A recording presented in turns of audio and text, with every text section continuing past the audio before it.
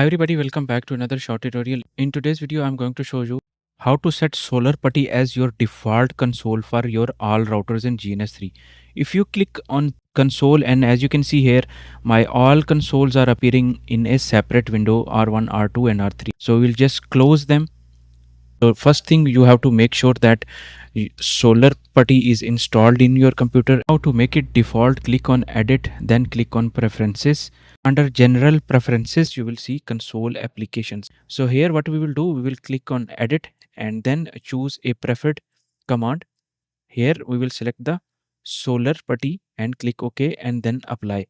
Now if I click on console, it will open up in Solar Putty. So as you can see here, all routers comes up in one window under one Telnet console.